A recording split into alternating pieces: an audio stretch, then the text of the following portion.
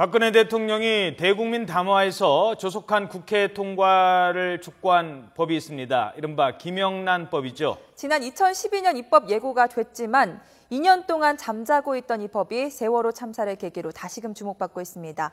어떤 법안인지 자세히 들여다보겠습니다. 네, 김영란법은 지난 2012년 김영란 전 국민권익위원장이 입법 예고한 법입니다. 정확한 명칭은 부정청탁 금지 및 공직자 이해충돌 방지 법안입니다.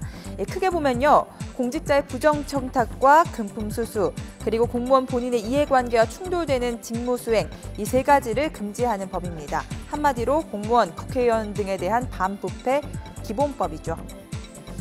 자, 그런데 지금 국회에서 계류 중인 이 법안은 원안과는 조금 달라졌습니다. 비교를 해보죠. 현행법상 뇌물죄가 성립하기 위해서는 직무 관련성 그리고 대가성 모두 입증이 돼야 됩니다. 그래서 지금까지는 돈을 받아도 대가성이 없다, 이런 이유로 법망을 교묘하게 빠져가는 경우가 많았습니다. 그래서 김영란법은 아예 100만 원 이상 금품 또는 향응 받으면 직무 관련성 상관없이 대가성 상관없이 처벌할 수 있게 했습니다.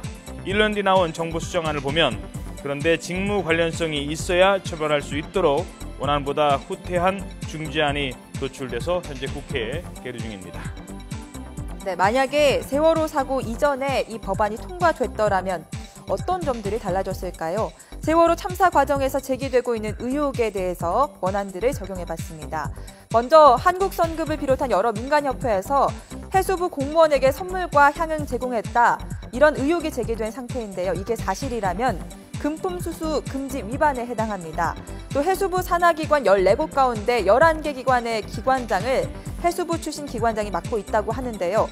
이들이 만약 로비 창구 역할을 했다면 부정청탁 금지 위반이 됩니다. 그리고 세월호 침몰 사건 수사 초기 세무그룹에서 7년 동안 일했던 이용욱 해경정보수사국장이 지휘를 맡아 논란이 되기도 했었는데요. 김영란법에 따르면 이해관계자 직무수행 금지 위반으로 원천적으로 금지돼야 하는 행위입니다. 하지만 소급 금지 원칙에 따라 법안이 뒤늦게 국회에서 통과되더라도 세월호 사건에는 적용할 수가 없다고 하는데요. 소잃고 외양간 고치기일 수도 있지만 제2, 또 제3의 세월호 사건을 막기 위해서 지금이라도 법안 처리가 시급해 보입니다.